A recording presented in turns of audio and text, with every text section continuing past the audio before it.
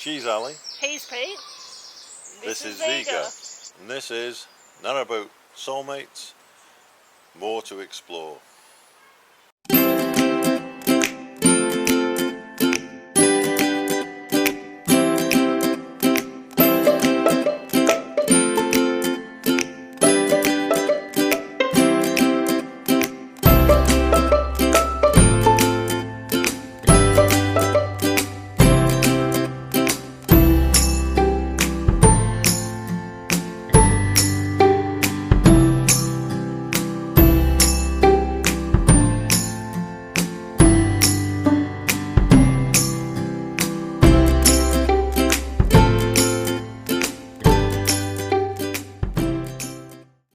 Hi everyone, welcome to our vlog.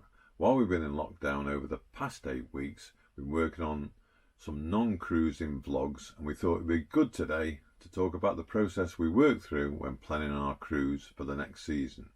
When I say we, Alli loves all the detail and careful planning involved in deciding where our next narrowboat journey will be, whereas I'm more of a turn up and go kind of person, as you probably know. So on this note, Alli's going to do most of the talking in this vlog. Hooray, I hear you say. Hi all. Well, yes, as Pete has alluded to, I love nothing more, especially while we've been in lockdown, than to be poring over the maps and thinking about where we should head next to explore the UK canal system. It's said that everyone's good at something, and for me that means using a spreadsheet and the attention to detail that I enjoy to plan how we'll spend the rest of the year on our boat. So, Pete is now going to take some video as I take you through the process of just how exactly I go about planning our adventures. Firstly, let me introduce you to some of my favourite things. My Excel spreadsheet template for cruise planning. A yellow highlighter. The Nicholson Inland Waterways map of Great Britain, which folds out to a huge document, and you can see I've started highlighting some of it. The Canal and River Trust website, which has the list of notices and stoppages. My personal favourite, my collection of 7 Nicholson Waterways guides, which I use the yellow highlighter and pen all over. Absolutely love these books. Nick's Canal Route Planner, known as Canal Plan AC on the website. The Pearson Canal Companions, which many boaters use as an alternative to the Nicholson Waterway guides. They have a lot more descriptive information about the places. I use a combination of both. Waterways World magazines, we have a monthly subscription to this, and there's loads of information in there about different routes that you can take and information about buying boats and all sorts of things. The National Trust Handbook, we became members of this. It's an absolute bargain at £5 a month each, and there's so many properties out there, some which are close by to the canals, others that we just drive a short distance to. But it's a great way to get out and see other beautiful properties, particularly around the canals, like the Shugborough Estate near Great Haywood is fabulous. So yeah, I use this in our planning as well. We've also got many other books that follow up on hobbies that we have. So I've got a number of these walking books for areas around England. So when we get near the Cotswolds, I want to have a go at some of those. Pete picked up this fantastic book when we were in the Peak District, so we've started checking out some of those places. So there's all these sources of information that we use in order to plan our canal journey. And last but not least, of course, Facebook. I've got my phone with me all the time, and we're members of the Friendly Narrowboat Forum, and that's a wealth of information. Lots of newbies like us that are seeking information, and loads of people that have been doing it for years and have got great advice. It's a friendly group in general, and I just keep my eyes and ears out for word of mouth, what people recommend as places to visit along the canals, and also just those places that might be a little bit dodgy, and just to be careful when we're passing through. A great source of information. With all of these things at our disposal, you'd think it'd be easy to come up with the next cruising plan, right? Now, with over 2,000 miles of navigable canals and rivers in the UK, and noting at best we'll cruise at 4 miles an hour, it's going to take a long time for us to see it all. But that's our plan, to eventually try and see it all, with the main proviso being that we do it in slow motion to take it all in properly and explore as much of the surrounding area we moor in as possible. We've got no interest in zooming by and just ticking a box that we've been there. Okay, let's get into the planning phase for the rest of our year 2020. So, this week we received good news from the Canal and River Trust, whereby they've introduced a 3-phase approach to getting the canals and rivers open for navigation again. This is as follows. From Wednesday 13th of May, private boaters can make short trips, avoiding use of locks and staff-operated structures if possible, providing they return to their home mooring, if they have one, and do not stay away from home overnight. As our narrowboat is our home, and we are continuous cruisers, we are free to cruise and moor up wherever we want to. From Saturday the 23rd of May, mooring exemptions come to an end, and continuous cruisers must move on every 14 days, or more often, depending on the stipulations for each mooring. For example, some of the visitor moorings may be for only 24 or 48 hours. This is again no issue for us, as we're feeling well and able to move. For those boaters that are vulnerable and wish to remain isolated, they can contact the Canal and River Trust to seek support in remaining where they're currently moored. From Monday the 1st of June, the navigation is expected to reopen in full, meaning we'll be allowed to use locks and staff-operated structures again.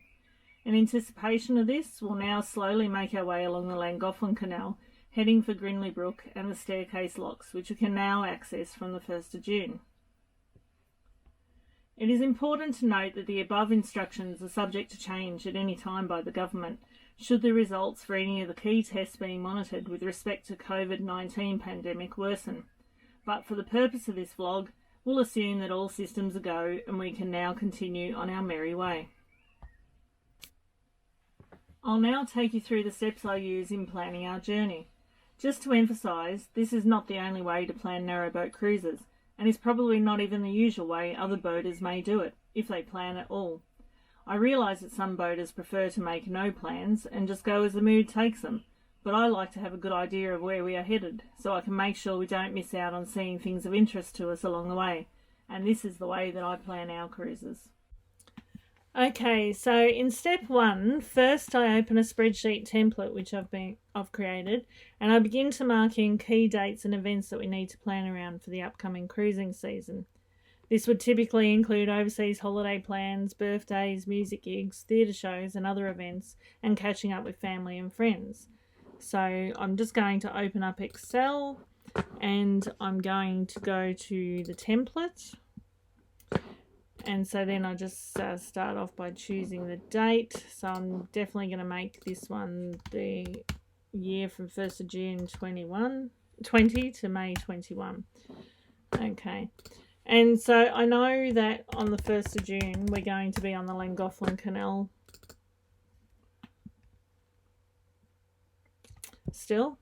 And we're probably going to be at Hurlston Junction. And we're just waiting to set off, and then I just go and populate things that I know that we definitely want to do. Now I know that it's my birthday coming up in July,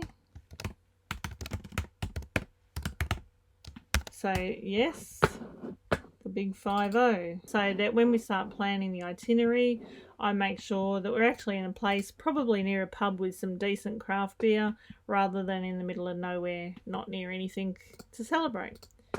Again, if the pubs are going to be open then. So I know that my mum and dad were due to fly over from Australia and spend summer with us this year for a few weeks, so that obviously would have been in this itinerary. Unfortunately, that looks like it has to be postponed till next year. But anyway, you get the idea that things that we don't want to miss, we put in this spreadsheet first, and any crucial dates or even places. So for example, if I wanted to make sure we got from Hurlston through to Audlam by a certain date, then I would put that in here, and then I would try and work out what the stops in between had to be. again, we base everything on cruising for about 2 hours a day and only cruising twice a week, or 2 to 3 times a week.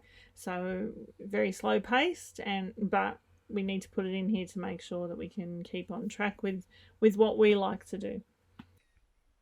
So step 2.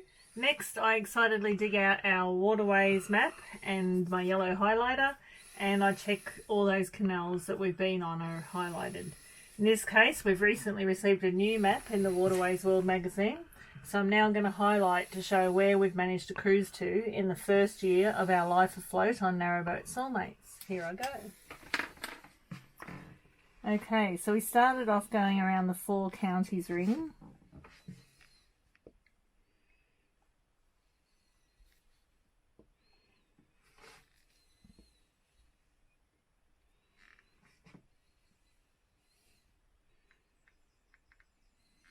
Before we completed the ring, we actually diverted off and went all the way to Shardlow to meet Andy, our boat builder. While we were there, because we were so close to the river and we were a bit nervous about doing river cruising, we thought, given it was only a couple of miles along, that we'd go there and then head up the Erewash Canal. So we spent a lovely couple of weeks up on the Erewash Canal, making it all the way to Langley Mill. After we returned along the Trent and Mersey, we then continued on the 4 counties. Halfway up this side, we again diverted and went off to the Colden Canal, where we spent a lovely 12 days. And so we went off to the Leak branch and then to Frog Hall. We returned and we completed the 4 counties, coming back around to Aqueduct Marina at Church Minchell, where we'd started, and that took us 5 months in total to do that. Most people do this 4 counties ring in 8 to 10 days, so as I say, it took us 5 months in total to do the ring and the diversion to the Trent and Mersey. And then we decided on the 1st of November that we'd come onto the Llangollen Canal, so we've been on there ever since, and I'm just highlighting now the Llangollen. And whilst on there, we've gone down to the Prees branch as far as we could go. There's a little nature reserve there. And we've also been down onto the Montgomery Canal twice. It was so good that we went a second time. But yes, this is what we've done in the first year. So if you take out the whole map, you can see how much more we've got left to do.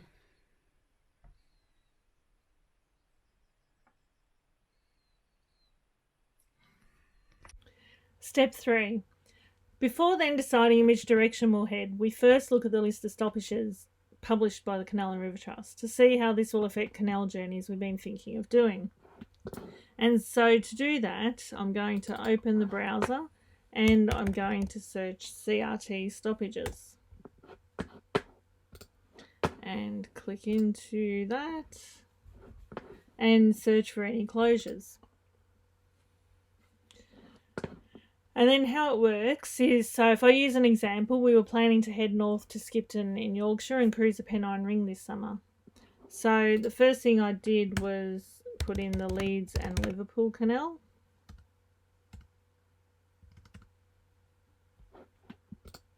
Keep forgetting I use an ampersand.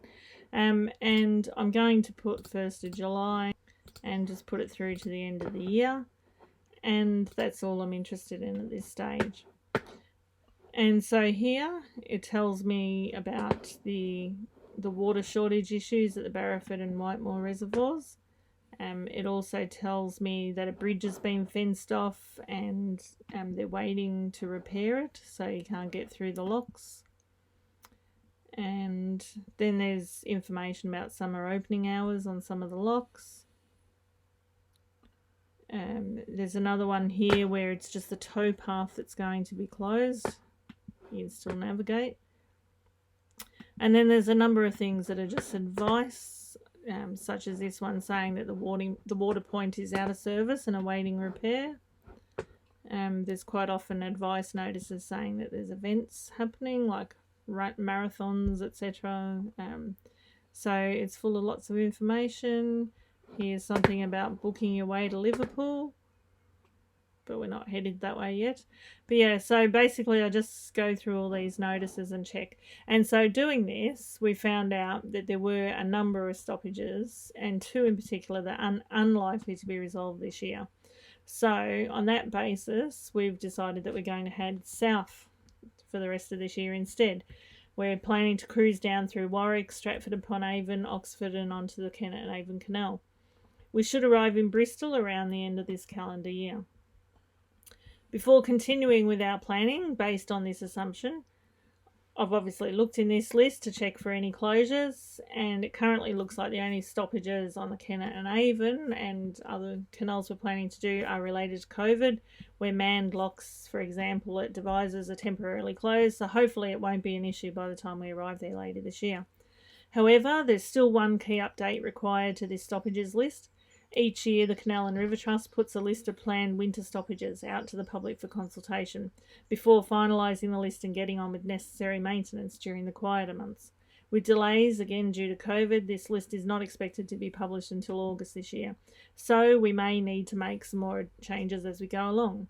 I call these Plan B adjustments, which we'll only worry about if and when they become an issue for our cruising itinerary.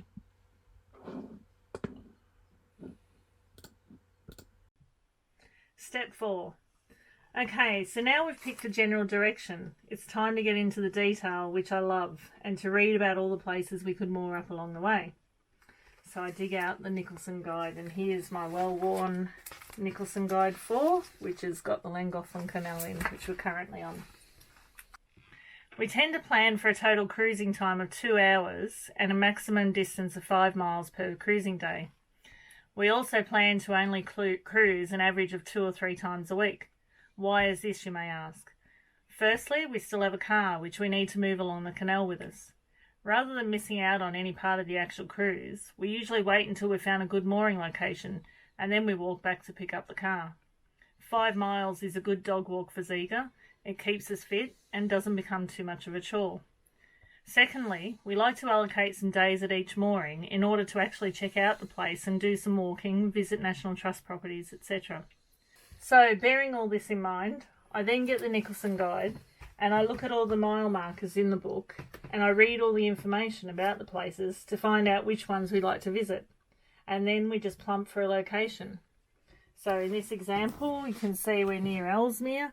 I use my highlighter to mark where we've been. We've been to a pub before lockdown.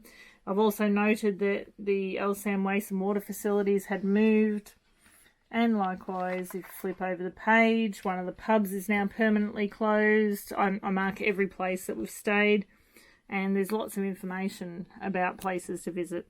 So I generally read through this and take a look at like where there's all the green parklands and walking trails. And that helps us decide where we want to go. Okay, this is step 5, and this is where I look at Canal Plan. This website is awesome for planning canal routes, and I use it all the time. So first I'm going to go to the browser, and then I'm going to search for Canal Plan. You can put canalplan.eu, which is what it used to be, and it will change it to .uk. So the first thing I do, there's a whole heap of information and messages here, is I go to plan a journey. And I choose where I want to start a trip. So we're thinking that we might head south and go along the Kennet and Avon for the rest of the year. So I'm going to choose a starting point, and I'm going to put Hurlston Junction for when we come off the Llangollen Canal. And then you can choose from a range of options, but I'm going to go with a one-way trip. You can also choose a cruising ring, or you can go out and back. But as I said, I'm going to choose one way. And where are you travelling to? I'm going to choose Bristol. And I'll go for Bristol City Centre Landing. Now, the default is that most boaters average 7 hours a day, so you can leave it as that or choose your own. And I'll choose my own because we don't do 7 hours. If anything, we do more like 2 hours. And then I'm just going to click on the next.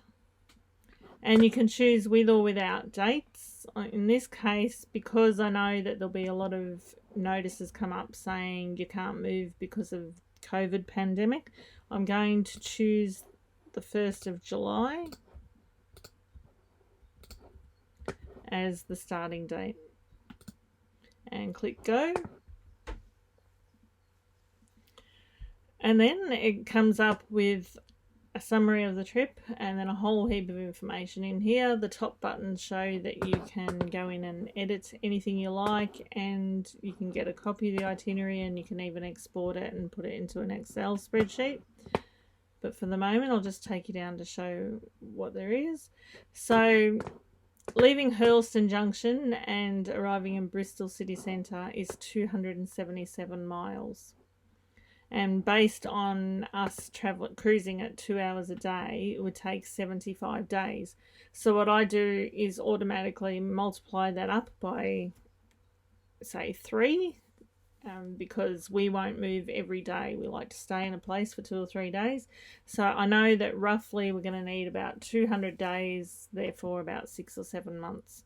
And that is like a lengthy trip, but we take our time, so we're happy that for the rest of the calendar year we could be spending getting from Hurlston to Bristol, and we're very happy with that.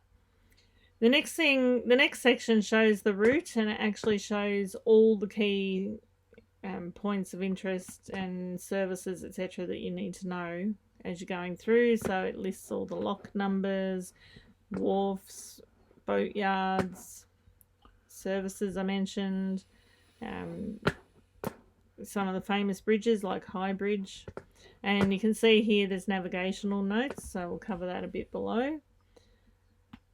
So keep going down, and obviously it's going to be a very long route of detail because it is 277 miles worth. The next thing it does is show again the totals, and so really it just goes through how many miles, how many locks. So you can see 277 miles, but we're going to have 287 locks in that. There'll be 48 movable bridges, which are usually lift bridges. They could be swing bridges also, and 17 are usually left open, so hopefully there won't be too many to do. 36 small aqueducts we'll cover, and we'll go through 10 tunnels. And so it lists each of the tunnels. You can see most of them are reasonably short. We've got Shirley Tunnel, 433 yards, looks like the longest. And we'll also go over 2 major aqueducts, the Avon-Cliff Aqueduct and the Dundas Aqueduct.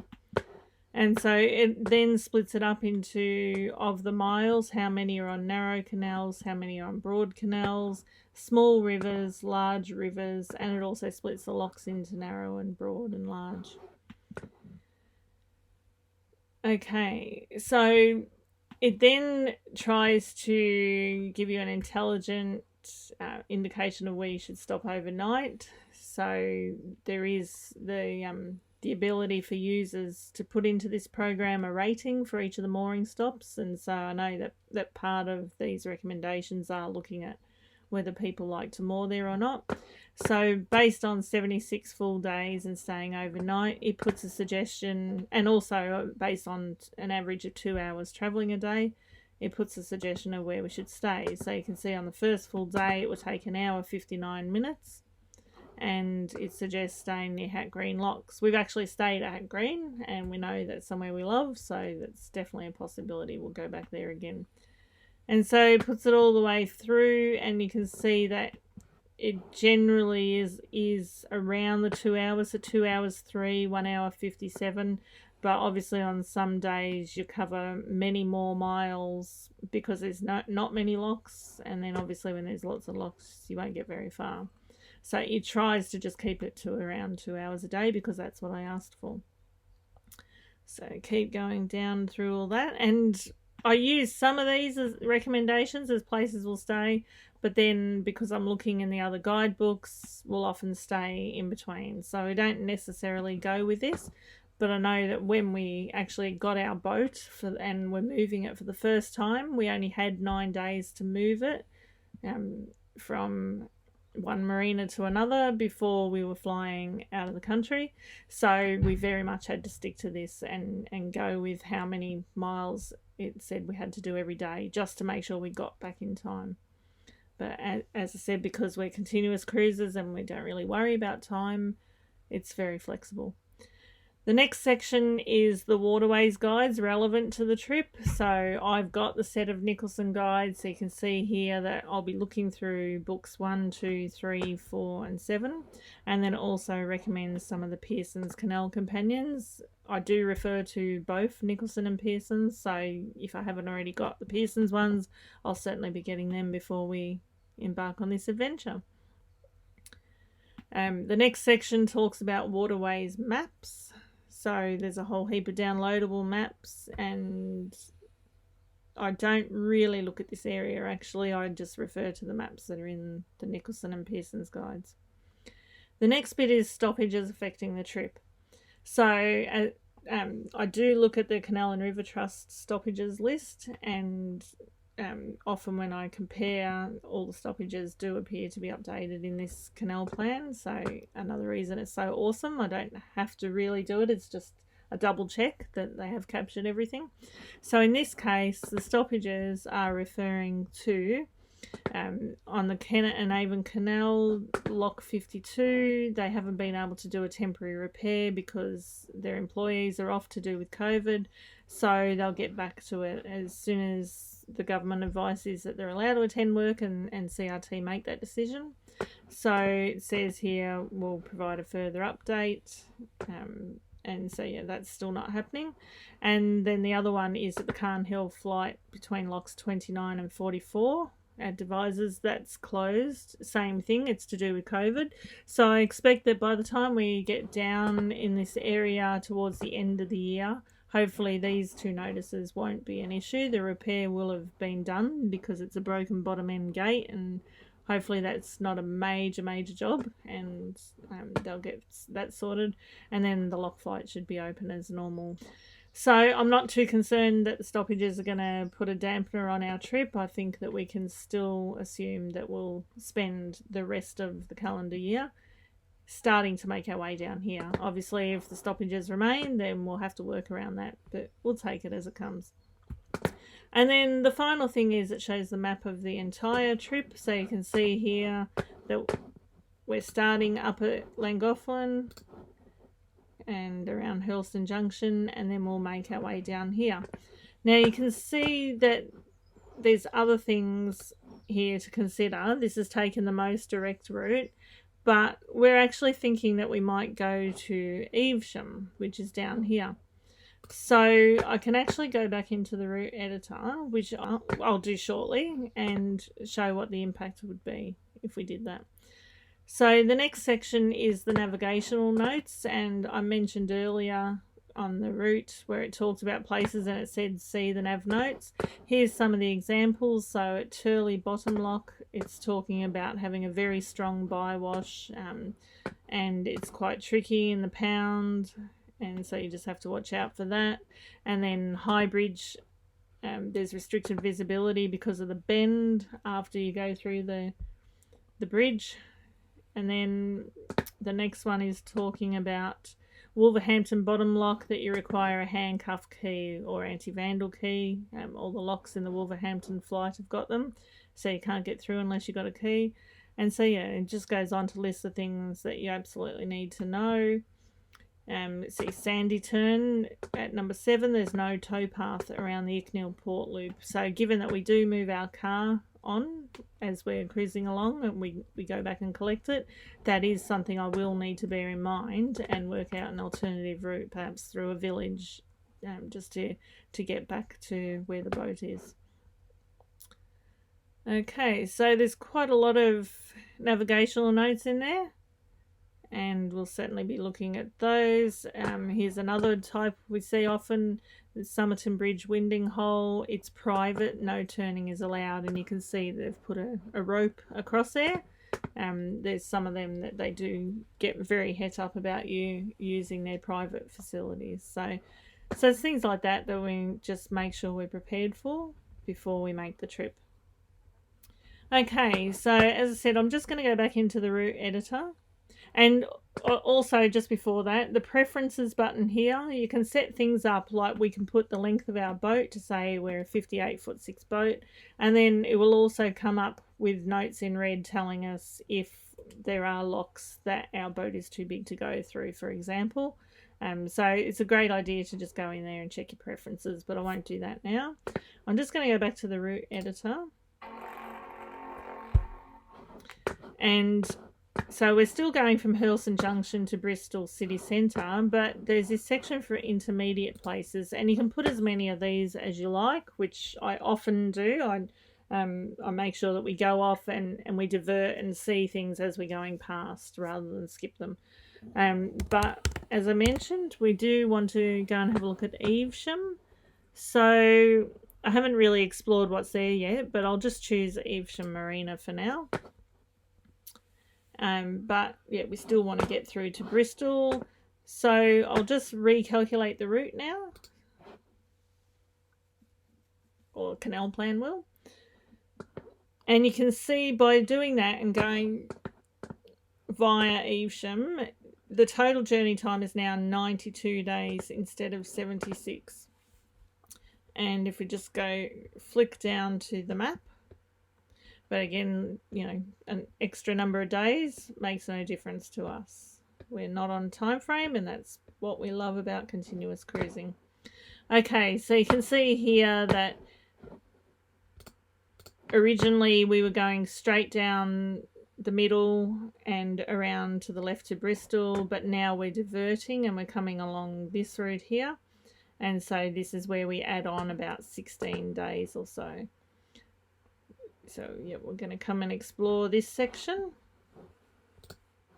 And it's really good. Like, I keep clicking on these by mistake, but you can see every time you run over a day. So the third day is day number 3, and it tells you exactly what's planned. You've got 11 locks that day. It'll take you an hour 57, and you'll go through 3 major aqueducts.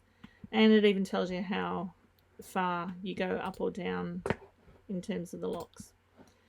So yeah, it's really flexible. It's fantastic. There's so much you can do on here. I might just show you one more thing. So if you go to the route editor,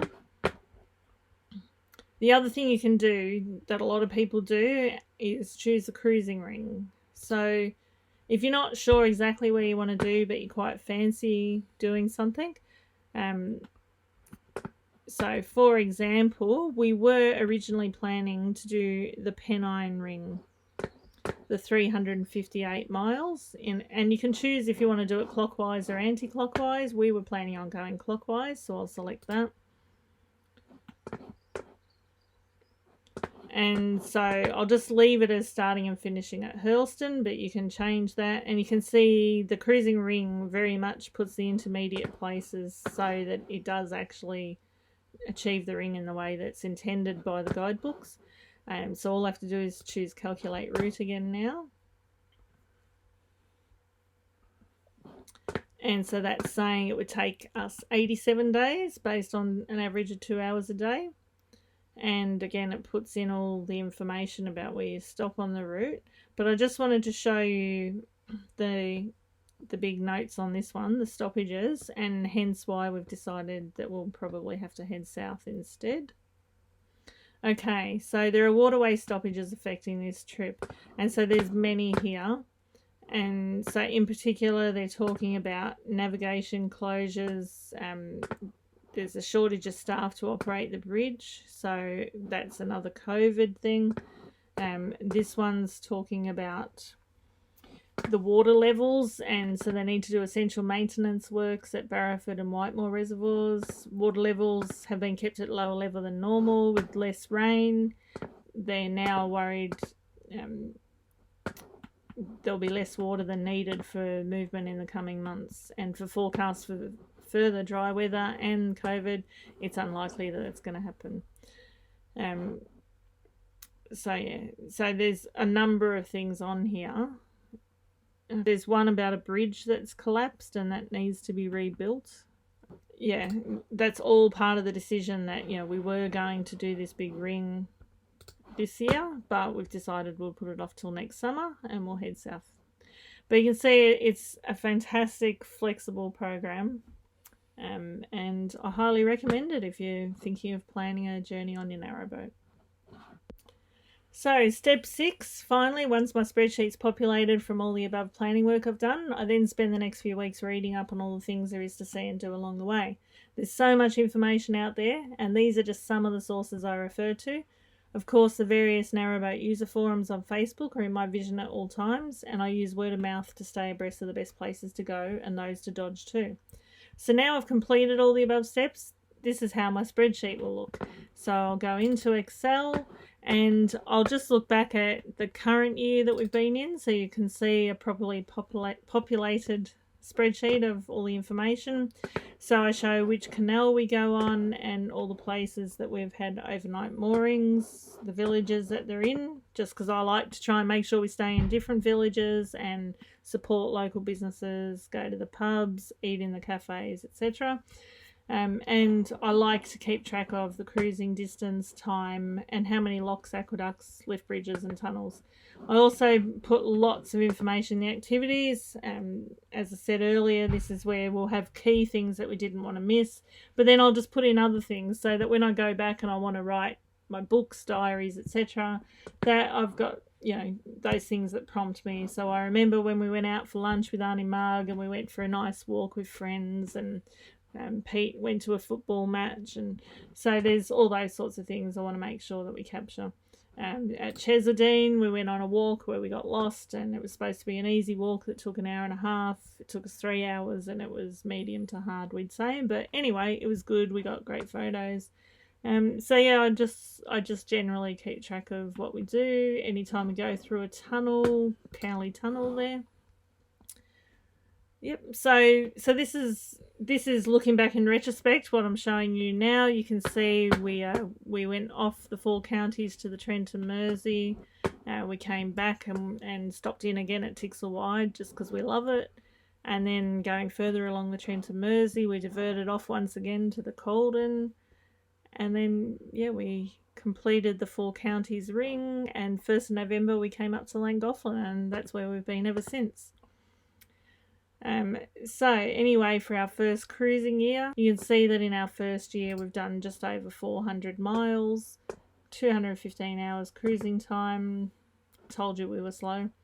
And that we've gone through 267 locks. So it's been a busy first year. So as I said, you know, we have a blank template. So this is the year that was. I'm obviously in the process of creating the year that we want it to be, heading south, and this is how the spreadsheet will look. It makes it easy to just check every week and see where we're supposed to be going the next week. And of course we know that plans can and do change, as evidenced by what's happening right now in the world, but I just move stuff along to a later date in the spreadsheet, and I just keep referring back to it. And if I can get any input from Pete on what he'd like to see and do, then that obviously goes into the spreadsheet too. Although, as Pete said himself, he's more of a tell me where we're going and I'll get us there without any major incidents kind of guy. Yeah, well, we hope this vlog gave you some insight to planning a canal journey, at least how we do it anyway. If you enjoyed this vlog, please give us a thumbs up and tell other people about our vlog too. Subscribers are always appreciated. It's free. Cheers for now.